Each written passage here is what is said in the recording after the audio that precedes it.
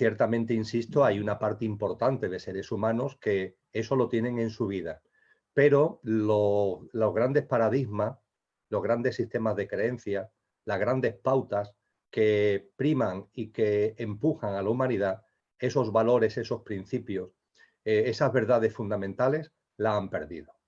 A partir de ahí hemos entrado en una cadena de acontecimientos que se han acelerado en los últimos tiempos, que es a lo que yo me refiero con la expresión un huracán de magnitud aceleradamente creciente. Un huracán de magnitud aceleradamente creciente. Y eso es lo que estamos viviendo ahora, un episodio muy importante, sin ningún tipo de dudas, sin precedentes en cuanto a sus características, pero es un episodio más de ese huracán de magnitud aceleradamente creciente. Eso es lo que tenemos delante.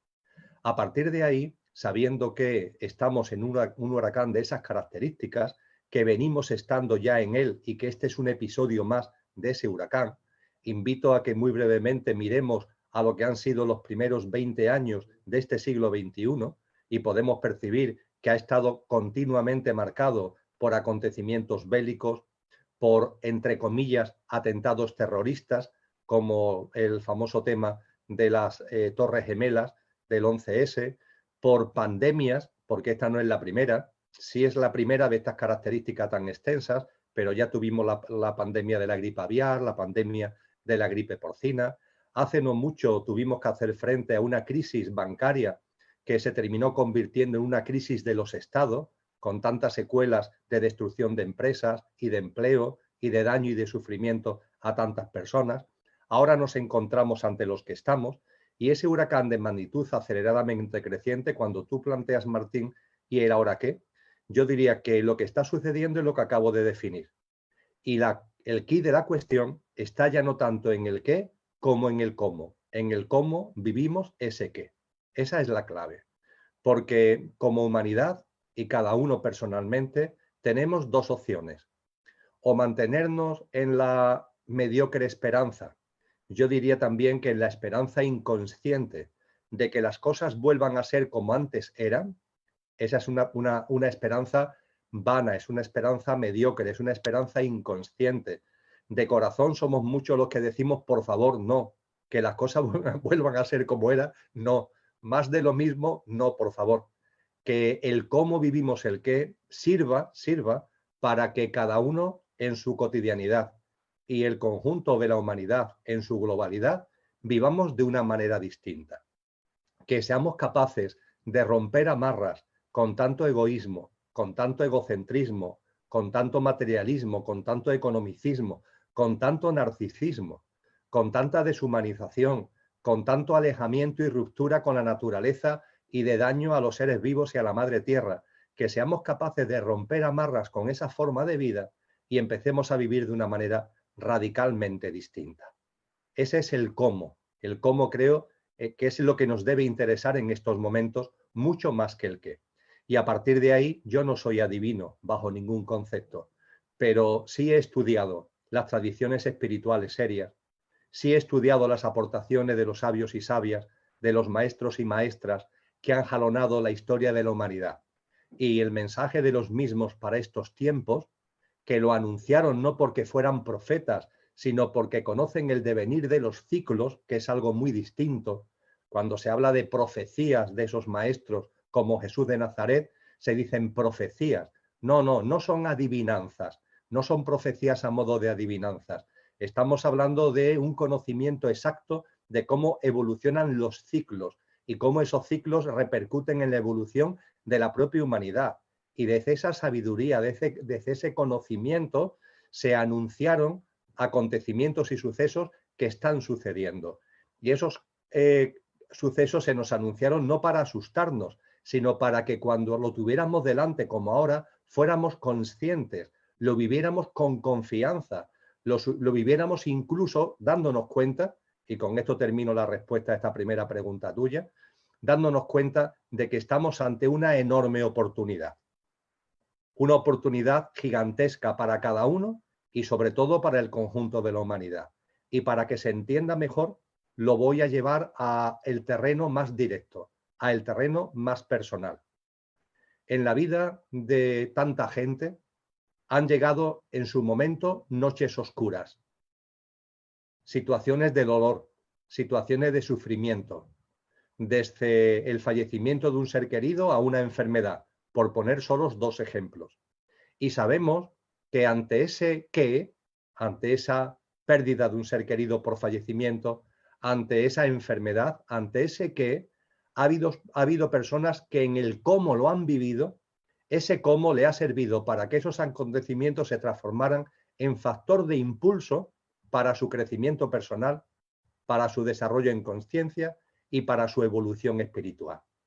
¿Cuántas personas de las que nos están siguiendo en estos momentos, Martín, este diálogo, cuántas personas esto no lo han vivido en sus propias carnes? Porque las noches oscuras de las que hablaba Juan de la Cruz, esos acontecimientos de dolor, esos acontecimientos distópicos cuando aparecen en la vida de un ser humano, pueden servir, y de hecho sirven y le han servido a muchas personas como elemento de trampolín, como factor de impulso para despertar, para darse cuenta y para comenzar un nuevo camino desde la conciencia. Pues bien, esto que sucede a nivel individual, sucede exactamente igual a nivel colectivo, exactamente igual. Es cuestión de escala, pero el trasfondo es exactamente el mismo. En lo que estamos viviendo ahora, tenemos que ver exactamente una noche oscura que llega a la humanidad en su conjunto para que colectivamente demos un salto de conciencia. Ese es el objetivo. Y a partir de ahí todo es muy simple. Deberíamos vivir este qué de una manera que le sacáramos jugo en términos de conciencia y de un firme propósito de vivir de otra manera, mucho más acorde con lo que realmente somos, aprovechando estos acontecimientos. A partir de ahí pueden pasar 2 cosas.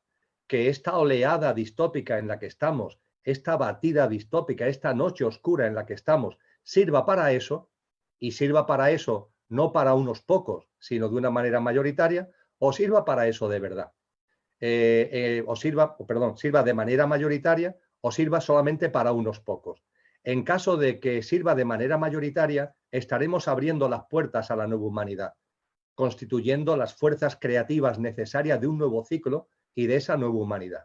En caso de que de esta batida distópica, el despertar, el aproximar su corazón a esa nueva humanidad solamente ocurra en una minoría de corazones, pues vendrán nuevas oleadas distópicas, inevitablemente vendrán nuevas noches oscuras para que como humanidad demos ese paso para adelante.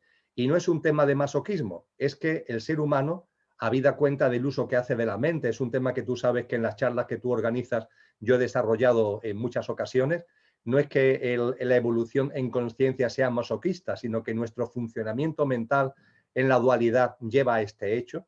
El ser humano funciona así, la humanidad funciona así, y en definitiva la gran oportunidad que tenemos ante nosotros en estos momentos es usar, es aprovechar, es rentabilizar estos acontecimientos distópicos, sin duda enormemente singulares, que estamos viviendo en el presente para dar ese salto en conciencia que como humanidad evolutivamente se nos requiere. La palabra, en última instancia, la tenemos cada uno de nosotros.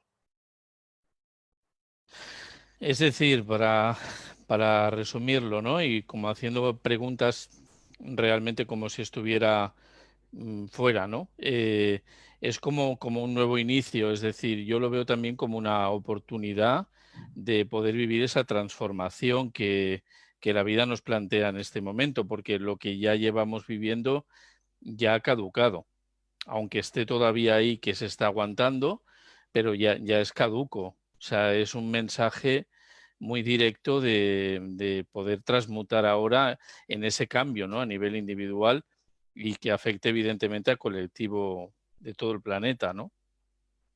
Sin duda ninguna, Martín. Esta humanidad tenemos que tomar conciencia de lo que tú acabas de comentar. Está agotada. Ha dado de sí todo lo que tenía que dar. Y hay que estar agradecido porque ha aportado muchas cosas a la evolución en conciencia de la humanidad, pero ha aportado lo que le correspondía. Tenemos que ser conscientes que antes que esta humanidad ha habido otras. Ha estado la Atlántida. Antes de la Atlántida estuvo Lemuria. Cada una de estas humanidades ha hecho su aportación a la evolución en conciencia de la humanidad. Esta, por ejemplo, en la que estamos, que según las tradiciones más antiguas sería la quinta de la cadena de humanidades, y en la evolución de la humanidad quedarían todavía 2 más que vendrán detrás de esta humanidad ha tenido como misión algo que ha desarrollado muy bien, que es la expansión de la mente abstracta. Es decir, el uso de ese plano superior, de ese nivel superior de nuestro plano mental, que es la mente abstracta, que es la que permite acceder desde nuestra mente, desde nuestra reflexión, desde nuestras deducciones, desde nuestras introspecciones, desde nuestros análisis, desde nuestro razonamiento, etcétera, etcétera, a lo trascendente. Y esta humanidad lo ha hecho, lo ha hecho. En gran parte, por ejemplo, la revolución científica y tecnológica tan tremenda que se ha desarrollado en las últimas décadas tiene que ver con ese desarrollo de la mente abstracta. Y también en el campo de la filosofía, también en el campo de la espiritualidad. Esta humanidad ha sido capaz de abandonar lo que eran simplemente un acercamiento a lo trascendente desde lo mitológico, desde lo simbólico, y hemos sido capaces de hacerlo desde el uso de ese gran nivel de nuestro plano mental, que es la mente abstracta. Era la misión de esta humanidad y la hemos cumplido. Único problema de que esa mente abstracta, fundamentalmente, habida cuenta de que el trasfondo todavía sigue siendo un apego a nuestro pequeño yo, con todo lo egoico que eso conlleva, el uso de la mente abstracta ha quedado como atorado, ha quedado como limitado, debido precisamente a ese aferramiento al pequeño yo. ¿A qué estamos llamados ahora? A poner la semilla de una nueva humanidad. ¿Esa nueva humanidad cómo vivirá? Pues esa nueva humanidad dará un salto muy importante. Es por lo que los maestros hablan de que entre esta humanidad y la siguiente hay un corte, hay una especie de selección, cosa que no hubo entre Lemur y la Atlántida, cosa que no hubo entre la Atlántida y esta humanidad. Ahora sí, ahora va a haber un corte, porque en la nueva humanidad solamente van a poder estar, solamente van a poder vivir, solamente van a poder encarnar almas que tengan ya un nivel de autoconsciencia, que al encarnarse en seres humanos vivan su experiencia humana no desde el pequeño yo, sino desde nuestro yo verdadero. No desde ese complejo ahí egoico de personalidad, de yo físico, emocional y mental, lo que tú sabes que a mí me gusta llamar el coche, sino que la nueva humanidad, la sexta, en esta cadena evolutiva, está llamada a vivir ya desde el conductor. Ciertamente dentro del conductor hay distintos componentes y todavía no vamos a vivir desde el componente superior del conductor, que es el espíritu, la divinidad misma. Esto hasta ahora lo han hecho muy pocos seres humanos. Lo hizo Buda, lo ha hecho Jesús de Nazaret. Hasta ahora lo han hecho muy pocos seres humanos. A eso estamos llamados todos. En la cadena evolutiva, en el proceso evolutivo, llegaremos cuando corresponda. Esa será la séptima humanidad. La sexta es un punto intermedio en el que ya no vivimos con el pequeño yo, ya tampoco hemos llegado todavía a vivir desde nuestra chispa divina, desde nuestra esencia verdadera, y vivimos desde ese instrumento que tiene el espíritu, que es el alma individual que hay en cada ser humano. Esa nueva humanidad vivirá desde las cualidades y desde los atributos álmicos. Y para que eso sea así, se necesitan almas que por su nivel de autoconsciencia, cuando encarnan en el plano humano, no se aferren al pequeño yo. El pequeño yo es un instrumento maravilloso, pero no para identificarnos con él, para que no olvidemos que somos otra cosa, que no somos efímeros, que no somos perecederos. Esa nueva humanidad esto lo sabrá perfectamente, esto lo tendrá perfectamente en cuenta en su vida cotidiana. No tendrá el apego a lo material, tendrá una visión mucho más amplia de la realidad, irá superando los dualismos, tendrá un mayor contacto y un contacto más sabio con la naturaleza, respetará todas las formas de vida, nos respetaremos a nosotros mismos en nuestra dignidad, ya no solamente en nuestra dignidad física, emocional y mental, sino en nuestra dignidad desde el punto de vista álmica. A eso estamos llamados.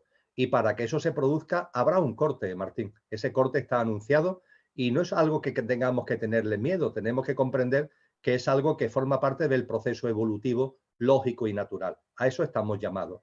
Por supuesto que no sabemos ni el día ni la hora en cuanto que esto se producirá, pero también decía Jesús de Nazaret en el Evangelio de Mateo 24, que entra a saco, entra de lleno en lo que yo estoy compartiendo ahora de forma muy resumida, también nos dijo que estuviéramos atentos a las señales.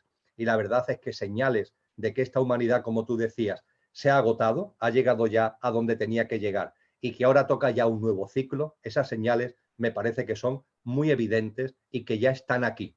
Y no sé si nos quedan como humanidad o un año o 500, no tengo ni idea. Lo que sí sé es que lo que esta humanidad podía dar, lo ha dado de sí y que ahora toca ya ese cambio evolutivo, ese nuevo ciclo desde el punto de vista de la consciencia. O sea que podríamos llamar esto como una señal muy clara, ¿no? De lo que está aconteciendo dentro de su formato también, ¿no? Un formato muy distinto a lo que ha vivido la humanidad, ¿no? La distopía, e insisto en el argumento que antes compartía, no la debemos vivir desde el miedo, sino desde la oportunidad. Todo lo que llega a la vida de un ser humano hay que vivirla como no un problema, sino como una experiencia oportunidad. Y eso sucede con las noches oscuras, como antes comentaba. Pues bien, lo que ocurre en la vida de cualquier persona ocurre también a nivel global de la humanidad. Por tanto, estas distopías o el hecho de que tengan que llegar a lo mejor nuevas oleadas distópicas para que cada vez más personas vayan despertando, es algo que tenemos que vivir con conciencia y con confianza. Hay gente que me dice, bueno, Emilio, pero yo creo que tengo ya una visión de la vida e incluso una práctica cotidiana que ya ha roto amarras con ese pequeño yo, ya ha roto amarras con tanto egoísmo, con tanto egocentrismo. ¿Por qué? ¿Por qué tengo que vivir yo estos sucesos? ¿Por qué tengo que estar aquí? Si yo, entre comillas, por supuesto, entre comillas, ya estoy preparado, ya tengo la nota necesaria desde el punto de vista álmico como para pasar el corte. Pues bien, la respuesta es muy sencilla, simple y llanamente por amor, simple y llanamente por amor. Tenemos que ser conscientes que cada nuevo acontecimiento distópico es una oportunidad para que más almas se vayan incorporando a este proceso evolutivo al que estamos haciendo referencia. Evidentemente, este proceso no se puede alargar y alargar y alargar indefinidamente, porque las circunstancias pueden terminar siendo tan absolutamente distópicas que suceda lo que dijo Jesús de Nazaret en ese capítulo 24 del Evangelio de Mateo al que antes hacía referencia, cuando él señala que los tiempos tendrán que ser acortados, porque si no fueran acortados, hasta en las personas con más amor, ese amor se vería lastrado, porque también es verdad que en la medida en la que los acontecimientos distópicos van apretando, van apretando, van apretando, eso ya distorsiona incluso a personas que tengan un nivel de conciencia, entre comillas, avanzado. Entonces, los acontecimientos distópicos, la sucesión de los mismos, no pueden prolongarse indefinidamente, pero se prolongarán el tiempo exacto. Vendrán los acontecimientos distópicos exactos que correspondan para que el mayor número posible de almas estén en condiciones de vivir en esa nueva humanidad. Tú sabes que a mí me gusta utilizar, y termino con relación a esta cuestión, me gusta utilizar el ejemplo de la rana en el recipiente de agua. Ese experimento de laboratorio, que es un poco bárbaro, pero que se conoce con el ejemplo, con la denominación del experimento de la rana hervida. El experimento es muy sencillo. Una rana se introduce en un recipiente con agua y ese recipiente se pone a calentar. Si el agua se va calentando poco a poco, poco a poco, poco a poco, poco a poco, la rana termina muriendo hervida. No se da cuenta de que el agua va calentándose cada vez más. El propio calor va originando una sensación placentera, de bienestar, de confort, de distracción, de entretenimiento y termina hervida. En cambio, cuando a ese recipiente que está en el fuego le metemos un buen calentón, ese calentón repentino hace que la rana salte del recipiente. De eso se trata, de que nuestras almas salten, salten, y que en lugar de quedar adormecidas, atontadas, en un estado egoico, egótico y egocéntrico, tengan ante sí acontecimientos que le ayuden a sacar lo mejor de sí mismo. Evidentemente habrá seres humanos, almas encarnadas, que ante los acontecimientos distópicos saquen lo peor de sí mismos. Está ocurriendo en estos momentos, cuando hay gente que solamente piensan en ellos y lanzan el lema de sálvese quien pueda. Está pasando actualmente con tanto pánico, con tanto miedo, pero en paralelo ante los acontecimientos distópicos hay mucha gente que saca lo mejor de sí mismo. También lo estamos viendo en estos momentos. Y desde luego sacar lo mejor de sí mismo supone no huir del huracán de magnitud aceleradamente creciente en el que estamos. Además, si alguien quiere huir, es imposible porque este huracán es global, afecta al planeta de punta a punta Y lo que nos corresponde no es querer huir de este huracán, sino situarnos exactamente en su centro, sacando lo mejor de nosotros mismos. En el centro del huracán, en el centro del tifón, como creo que muchos saben, es el sitio donde no hay viento, donde el cielo está despejado y donde la temperatura es cálida. Vamos a situarnos en ese centro del huracán con conciencia, con confianza, con serenidad, con una vida cotidiana de momento en momento, donde cada vez más nuestro verdadero yo, nuestra verdadera esencia, el conductor que somos aparezca en escena en nuestras obras, en nuestros comportamientos, en nuestras conductas, en nuestras palabras, en nuestras emociones, en nuestros pensamientos. Vamos a colocarnos así en el centro del huracán y vamos a tender la mano a tantas personas que siguen ahí en la vorágine del huracán, porque esa mano va a venir muy bien para que muchos también puedan salir como la rana de ese cazo que está actualmente ya hirviendo. Emilio, esto vendría unido a lo que en muchas conferencias tuyas hablas de empezar a compartir el don y el talento. Dentro de la nueva forma de vida a la que estamos llamados, que es la nueva forma de vida de esa nueva humanidad, hay desde luego muchas cosas. Jesús de Nazaret, lo han dicho muchos maestros y maestras también, Jesús de Nazaret hablaba de la necesidad de nacer de nuevo.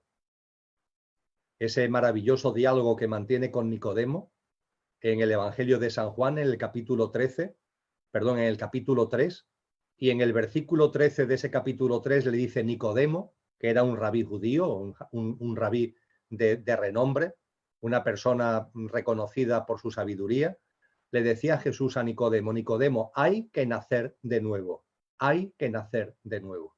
Y Nicodemo no entendía muy bien lo que le quería decir Jesús de Nazaret. Y claro que sí, ahora más que nunca, siempre ha sido así, pero ahora más que nunca tenemos que recordar y recobrar ese mensaje. Hay que nacer de nuevo. Nacer de nuevo significa, en primer lugar, morir, porque si no, no hay un nuevo nacimiento. Hay que morir. Hay que morir a una forma de vida. Me he referido ya a ello. Hay que morir a una forma de vida basada en lo egoico, en lo egótico, en lo egocéntrico, en la deshumanización, en la desnaturalización, en el mercantilismo, en el materialismo, en el economicismo, en la mirada boba, en el entretenimiento lelo, en la distracción alienante, en el narcisismo. A todo eso hay que morir. A una vida que ha estado basada en el pequeño yo, a nivel personal y a nivel colectivo. A eso estamos llamados a morir, porque se trata de vivir como una humanidad que ya no está aferrada al pequeño yo, sino que empieza a vivir desde su yo superior. Entonces, a esa forma de vida hay que morir. Y a partir de esa muerte hay que resucitar en vida. Y resucitar en vida para nacer de nuevo. Este, de hecho, es el gran mensaje crístico, la resurrección en vida. No el que sigas vivo cuando falleces físicamente, que eso lo hacemos todo, eso no tiene mérito. El mensaje de verdad crístico es ese morir a una forma de vida y resucitar en vida y nacer a una nueva vida con parámetros, atributos y cualidades que no tienen nada que ver con lo antiguo y que se basan en el conductor, en las cualidades y en los atributos del conductor. Y entre esas cualidades y atributos del conductor, Martín, tú has citado un tema que es crucial. Hay personas que me plantean, Emilio, pero esa nueva humanidad, ¿cómo se organizará desde el punto de vista institucional? ¿Cómo vivirá desde el punto de vista de su economía? ¿Cómo vivirá desde el punto de vista de su política? ¿Cuáles serán los cánones por los que andará? Evidentemente, yo no soy adivino y no tengo respuestas exactas a esas preguntas. Lo que sí sé es, primero, que la nueva humanidad vivirá sobre parámetros y paradigmas totalmente distintos a los que han sido los cimientos de esta. En primer lugar, así de claro. Y en segundo lugar, que sí podemos atisbar algunos factores fundamentales que serán muy importantes en esa nueva humanidad y que en esta han estado olvidados, metidos en un cajón. Y ahí ocupa un lugar central los dones y talentos de las personas. Todos tenemos dones y talentos. Venimos a este plano a vivir la vida humana en cada nueva vida, en cada nueva encarnación, con un kit de encarnación. Y en ese kit de encarnación se incluyen una serie de cualidades innatas, de habilidades innatas, de facultades innatas, de dones y de talentos en definitiva, que tiene que ver con esas cosas que de forma natural y espontánea salen de nosotros, que cuando las ponemos en práctica no originan ningún tipo de cansancio, no originan ningún tipo de esfuerzo. Todo lo contrario, el tiempo se pasa volando y nos proporcionan entusiasmo cuando las acometemos. Cada uno de nosotros tiene sus dones y sus talentos. En esa nueva humanidad seremos conscientes de los mismos. La sociedad entera, cuando somos niños, nos ayudará a descubrir nuestros dones y talentos, no imponiendo programas informáticos para amoldarnos a la forma de vivir que le interesa, por ejemplo, al mercado laboral. No, no, no. Se ayudará a los niños, a las niñas, a los adolescentes a descubrir y expandir sus dones y talentos para que los practiquen y los compartan, poniéndolo al servicio de los demás. Y ese ejercicio de los dones y talentos posibilitará que cada uno, en el contexto social, represente el papel, lleve a cabo la función acorde con sus propios dones y con sus propios talentos, sabiendo que no hay jerarquía entre ellos, que no hay dones y talentos mejores ni peores. Tan importante y tan necesario para la sociedad es el don y el talento del bricolaje, como la buena mano para la cocina, como la capacidad para vislumbrar las leyes de la astrofísica. Todos son dones y talentos igualmente necesarios. Y como son dones y talentos, el que los lleva a cabo, porque los tiene, lo hará con entusiasmo y estaremos todo igualado en eso. Y nadie pedirá una mayor consideración social, ni nadie pedirá una mayor compensación económica por un don o por otro. Tendremos una economía que ya, fíjate, no será econo, sino será una ecosí. Y no será una economía, sino que será una ecosí nuestra. Será un giro radical, pero que lo haremos de una manera muy sencilla, muy natural, porque habremos dejado ya esos parámetros del egoísmo y del egocentrismo y nos habremos encaminado por nuevos derroteros. Esos nuevos derroteros que también pusieron en vigor parcialmente algunos colectivos humanos hasta el momento presente, Martín. Y eso tiene también que servirnos de enseñanza para lo que va a venir. Me refiero, por ejemplo, a la vida en comunidad de los primeros cristianos. No me refiero al cristianismo que ya se va dogmatizando, que se va oficializando tiempo después. No, me refiero a los primeros cristianos, a esos que, por ejemplo, nos describen su forma de vida, ese libro del Nuevo Testamento, que son los Hechos de los Apóstoles. Y allí nos dicen que todo se compartía, que todo se ponía en común. La nueva humanidad no tendrá una percepción de lo mío y lo mío no es tuyo. Habrá una percepción de colaboración, de comunidad. La propiedad privada quedará atrás. Y no porque se imponga el hecho de que no haya una propiedad privada o que haya un Estado opresor que es el que se apropia de lo que antes era lo privado. No, no, no. Hablamos de una desaparición de la propiedad privada desde el punto de vista de que al no haber egoísmo, de que al no haber egocentrismo, no habrá necesidad de poseer nada en sí. Y como muy bien nos dicen los Hechos de los Apóstoles, pasaremos del cada uno según sus capacidades, que es a lo que nos han enseñado en esta sociedad que está ya agotada, al cada uno según sus necesidades. A cada uno se le atenderá en función de sus necesidades, porque no todos tenemos las mismas necesidades, no todos tenemos la misma edad, no todos tenemos la misma salud, no todos tenemos las mismas condiciones sociales, no todos tenemos los mismos dones y talentos, y a cada uno se le dará según sus necesidades. Compartiremos entre todos y a cada uno se le dará según sus necesidades. Eso es lo que nos enseña el mensaje de los primeros cristianos. Primeros cristianos que, por cierto, y concluyo a esta pregunta, Martín, creo que deberían servirnos de ejemplo. Nos deberían servir de ejemplo por lo que acabo de compartir, porque en su forma de vida nos muestran algunos parámetros de lo que será la forma de vida de la nueva humanidad. He citado uno, podría citar otros muchos, basta con leer los textos que nos hablan de cómo vivían. Y también, y por supuesto que mi objetivo para nada es meter miedo a nadie, porque ya hay suficiente miedo, pero ojo, la distopía puede ser que no haya terminado.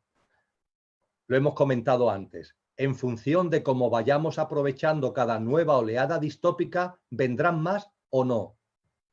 Lo más probable es que sean necesarias algunas oleadas distópicas más que vayan apretando ese huracán de magnitud aceleradamente creciente.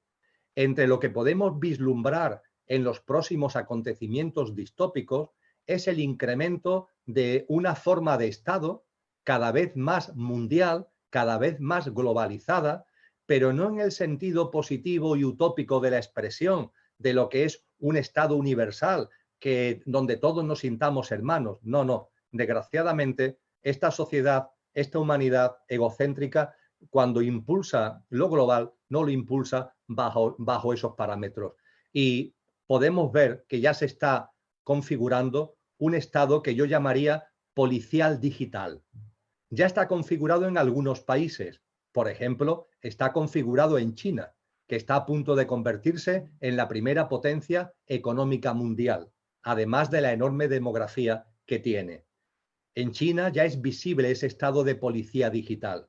Ese estado de policía digital también es cada vez más perceptible en Occidente. Eso va a conllevar censura. Eso va a conllevar el uso de las tecnologías para el control de los ciudadanos, para el control de sus emociones, de sus movimientos, de sus comportamientos, para influir e interferir en nuestra vida cotidiana desde paradigmas y desde pautas que son los que le interesan a los que están ahí manejando los hilos de esta sociedad. Ese estado policial digital de censura, de control y de persecución es algo que no podemos descartar en el medio y en el largo plazo.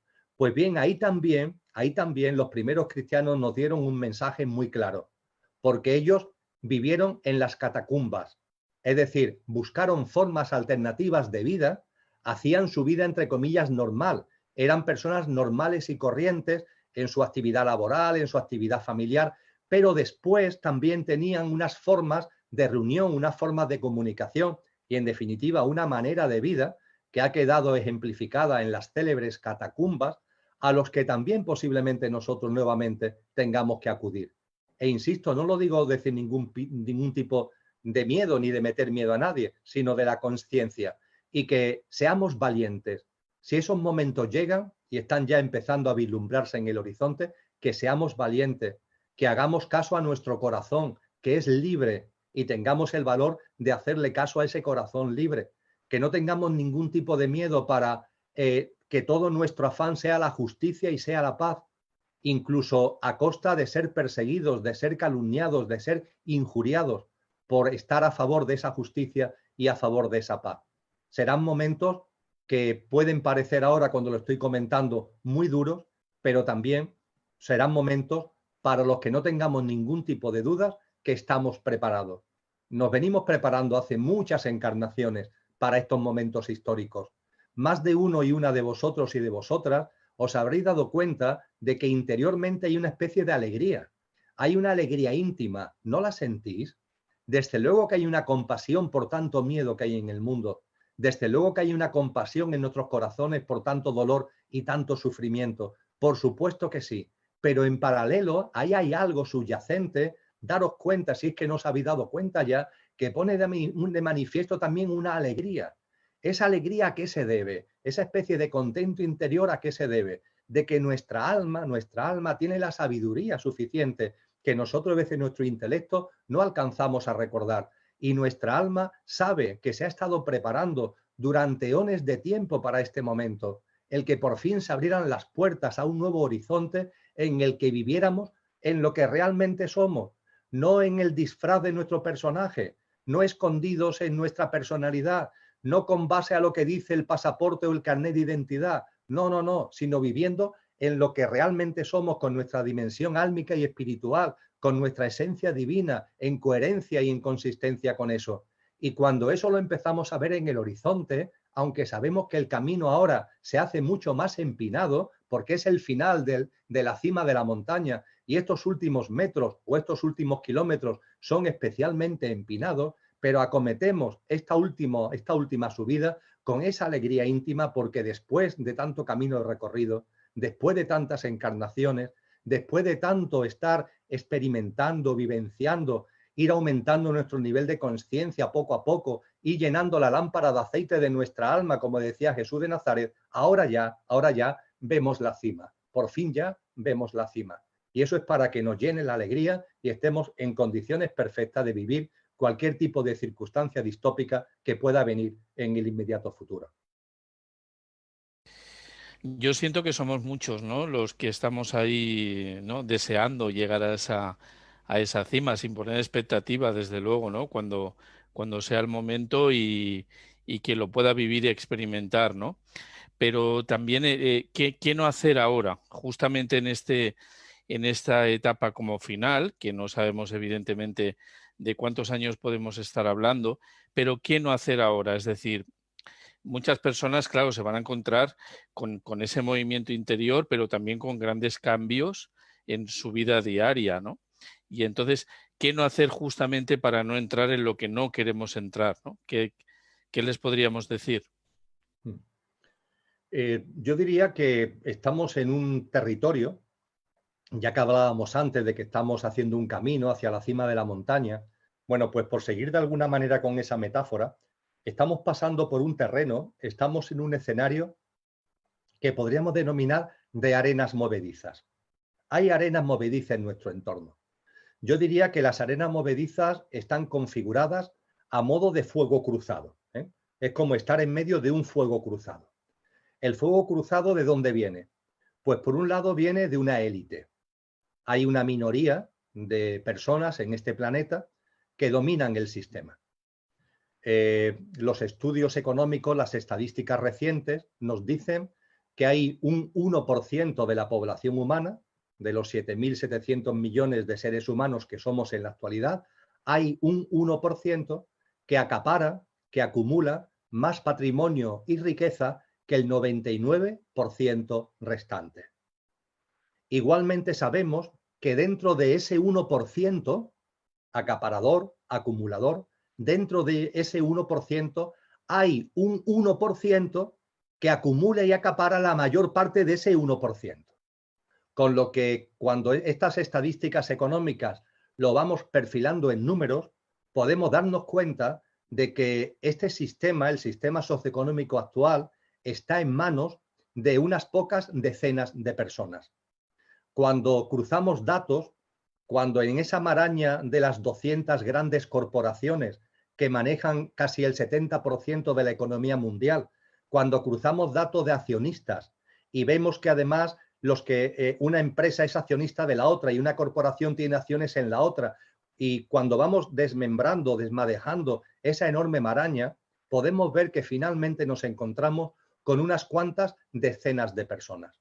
Esas cuantas decenas de personas constituyen el núcleo duro de la élite. Yo los denomino, como tú sabes, Martín, los amos provisionales del mundo. Esos amos provisionales del mundo se han especializado en la manipulación, se han especializado en la mentira.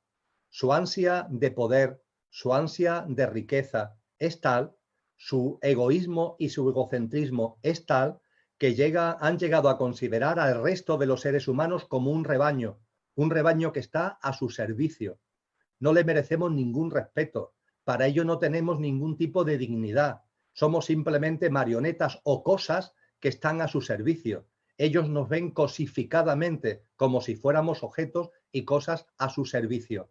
Y nos manipulan, y nos engañan, y nos mienten, y originan pandemias, y provocan acontecimientos distópicos porque saben que los acontecimientos distópicos a una parte muy grande de la población todavía le origina miedo, y al originar miedo nos hace más fácilmente manipulables.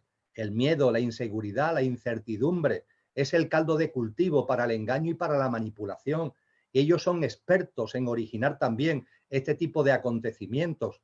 Hay por ahí un libro sensacional que aconsejo leer, que es La doctrina del shock, de una periodista canadiense que en el 2007 publicó el libro que se llama Naomi Klein, donde pone en evidencia cómo acontecimientos como las Torres Gemelas del 11S o detrás de determinados acontecimientos a modo de catástrofes naturales, esa élite actúa porque sabe que ese tipo de cosas origina miedo y es el caldo de cultivo para imponer normas, para establecer leyes, para establecer reglas que antes serían impensables, pero que gracias a la confusión y al miedo la gente acepta. Porque cuando hay miedo, la gente incluso acepta que el pirómano, el que ha provocado el incendio, se vista de bombero y venga a salvarlo. Y a ese pirómano vestido de bombero se le llama Salvador y nos ponemos en sus manos. En definitiva, en ese fuego cruzado al que hacía referencia anteriormente, en esas arenas movedizas, hay un factor que tenemos que tener en cuenta y son las interferencias de esta élite. Y por otro lado, hay otro componente de esas arenas movedizas, hay otro componente del fuego cruzado, y es precisamente las personas que no quieren ver. Porque hay gente que no quiere ver. Hay gente que está tan apegada a su hábitat de confort, aunque ese hábitat, como enseñan los psicólogos, ese hábitat de confort realmente no sea de confort, sino sea de dolor y sea de sufrimiento, pero que tienen tan interiorizado que más vale lo malo conocido que lo bueno por conocer, tienen tan instalado el conservadurismo, tienen tan instalado esos chips del miedo ante lo nuevo que no quieren ver. Son sordos porque no quieren oír, son ciegos porque no quieren ver. Aceptan sin más las versiones oficiales que le ofrecen sus televisores, sin ponerse a reflexionar un poquito más allá de lo que les están diciendo, para ver si de verdad lo que se está ahí planteando tiene rigor o es simplemente una gran mentira. Estamos en una sociedad donde hay una parte muy importante de los seres humanos que están en la inconsciencia. Y estos dos componentes, la élite manipuladora y una parte de la humanidad inconsciente, son parámetros que están ahí, que tenemos que aceptar desde el corazón porque todo tiene su sentido profundo, y a ambas partes, tanto a la élite manipuladora como a una mayoría social inconsciente, tenemos que mirarla con compasión y extender todo nuestro amor hacia ellos, pero ojo, sin caer en esas arenas movedizas. Entonces, cuando tú me planteabas, Martín, el qué no hay que hacer, pues lo que precisamente es prioritario en estos momentos es no caer ni en los engaños, ni en las mentiras de los unos, ni en la inseguridad, la inconsistencia y la inconsciencia de los otros. Tenemos que caminar por el justo medio. Tiene que ver con el centro del huracán al que antes hacíamos referencia. Y por supuesto que, ojo, porque hay gente que me dice, bueno, Emilio, con relación al tema de la élite y demás, yo ya lo tengo claro y yo desde luego ya no voy a seguir, no me voy a creer sus mentiras. Pero claro, aquí estamos hablando, Martín, de una nueva vida, de vivir de una forma distinta. Y tenemos que tomar conciencia, no para culpabilizarnos, sino para observarnos y tomar conciencia y percatarnos de que esa élite nos ha manchado con su chapapote, porque sus sistemas de creencias lo hemos hecho nuestro. Sus paradigmas y sus pautas vitales los hemos hecho nuestros. Sus hábitos los hemos hecho nuestros. Deberíamos darnos cuenta y, por tanto, llevar a cabo una especie de limpieza de ese chapapote, porque puede ser que intelectualmente tú estés desconectando de esa élite, pero en tu vida cotidiana los tics propios de la forma de ver la vida y de vivir de esa élite los sigue teniendo ahí. Son como implantes que han metido en ti y siguen estando ahí. Porque puede ser que tú ya te hayas dado cuenta del dominio, del control, de la manipulación que hay en el gran poder, en esos núcleos de la élite. Pero ¿y en tu casa? ¿Y en tu casa? ¿Y en tu familia? ¿No te ocurre a veces a ti que también tú utilizas esos tics de dominio, esos tics de control? Los privilegios. Echamos en cara a la élite que está siempre obsesionada por sus privilegios y por sus intereses, y es verdad. Pero ¿y nosotros en nuestra vida cotidiana? En escala son muy distintos, pero en el trasfondo es exactamente lo mismo. ¿Y nosotros en nuestra vida cotidiana? ¿Nos hemos quitado los tics de los privilegios? ¿Nos hemos quitado los tics de aprovechar las situaciones en nuestro beneficio? Y podemos estar hablando de cosas muy tontas, pero al final el trasfondo es exactamente el mismo. En nuestras relaciones con los demás seres humanos, ¿ha desaparecido la competencia? ¿Ha desaparecido el afán de llevar siempre la razón? ¿De que nuestros criterios sean los que salgan para adelante y los que se impongan. Esos son TIC de la élite que han metido en nuestras vidas.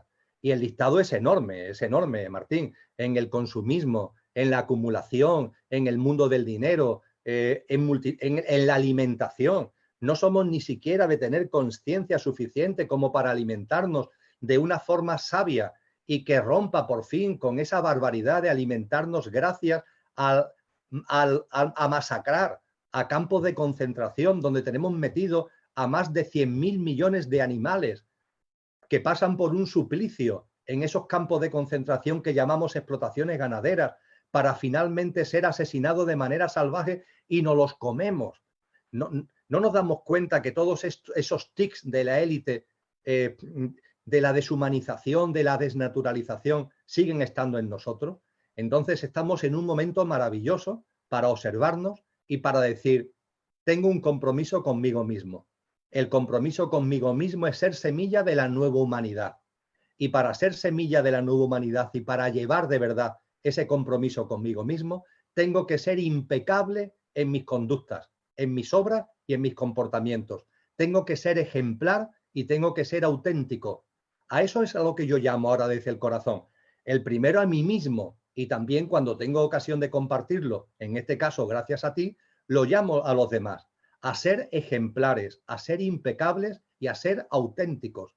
Que nos quitemos todos esos implantes egoicos y egocéntricos que a través de los programas informáticos de la élite nos han metido en nuestra vida y es así como realmente seremos esa semilla de la nueva humanidad. Por tanto, hay tareas, Martín, cuando hablamos del qué no hacer, hay bastantes tareas por delante que tenemos que asumir sin prisa pero sin pausa. Tú decías antes, muy bien, yo también lo he compartido, que no sabemos ni el día ni la hora, no sabemos cuánto tiempo queda. Puede ser 1 año o 500, no tengo ni idea.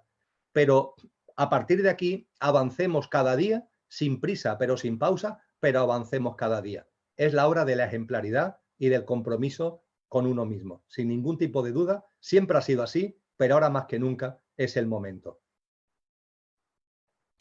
Bueno, realmente se intensita la cosa, ¿no? No es, es bueno, un trabajo evidentemente muy a nivel individual y tomar conciencia de muchas cosas que como ahora al escucharte, ¿no? Te vas dando cuenta de que hay muchos implantes, evidentemente, ¿no? Y de que tenemos que hacer realmente un giro hacia nosotros, mirar hacia nosotros y realmente un acto de honestidad, de querer ver y evidentemente transmutar y cambiar todo eso.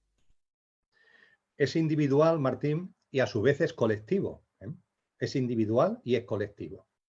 Sin duda ninguna, esa nueva vida, ese nacer de nuevo, lo tiene que acometer cada uno. Pero a su vez nos podemos acompañar en ese proceso. Cada uno tiene que acometerlo, pero podemos darnos la mano. Podemos colaborar mutuamente en llevar a cabo ese proceso que, por tanto, siendo personal, también es colectivo. La autotransformación interna es lo mejor que podemos hacer por nosotros mismos y lo mejor que podemos hacer por la humanidad. Y a la hora de acometerla, obviamente, es un trabajo con uno mismo. Lo que antiguamente llamaban el labor into, el laberinto del Minotauro, el labor into, el trabajo interior que cada uno tiene consigo mismo. Pero repito e insisto, porque es importante, Martín, lo podemos hacer también colaborando con los demás, acompañando a los demás y sintiéndonos acompañados por los demás. En ese sentido, hay que tener en cuenta que se han puesto en marcha en las últimas décadas, en los últimos lustros, comunidades de personas, siempre la ha habido, pero ahora han proliferado más en los últimos lustros, comunidades de personas que viven en ecoaldeas, que viven en comunidades de distinta tipología, que intentan llevar a cabo en su forma de vida colectiva todo lo que estamos hablando y se acompañan y se apoyan a la hora de llevar a cabo esta forma de vida. Y eso es maravilloso. Yo tengo amigos como Javier León, el promotor del proyecto Couso, que es todo un ejemplo al respecto, o amigos como Kelvin y como Rosalie en la ecoaldea de los Portales, en la provincia de Sevilla, que hace tiempo que ya van por este camino.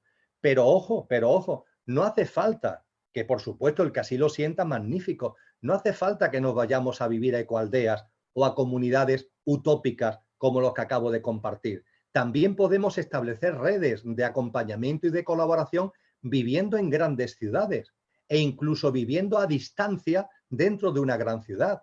Hoy las tecnologías dan mucho juego al respecto, nos posibilitan mucha conexión. Y después también, cuando salgamos del confinamiento, cuando ya por fin esa especie de distanciamiento social, que yo creo que es más que nada una alienación social, vaya desapareciendo, nos podremos volver a juntar y podremos compartir, establecer entre nosotros lazos de fraternidad, lazos de cooperación, lazos de colaboración, compartir lecturas, compartir enseñanzas, compartir experiencias. Esas comunidades, como la de los primeros cristianos, estamos llamados a fortalecerlas en el momento presente. Yo sé, porque te conozco, que tú en Barcelona tienes una especie, no, nunca lo habrás llamado así, ni yo tampoco hasta ahora, pero una especie entre comillas de comunidad. Sois hombres y mujeres que tenéis una relación fraternal entre vosotros, que colaboráis entre vosotros, que os apoyáis entre vosotros, pero no el apoyo desde la perspectiva egoica y egocéntrica, sino en este camino nuevo, en este nacer de nuevo. Hay tantas cosas que podemos y debemos hacer en estos momentos e insisto que la transformación interna, claro que es personal, pero hay tanto que hacer también acompañándonos colectivamente y es algo que realmente está a nuestro alcance. Lo podemos hacer, vivamos donde vivamos.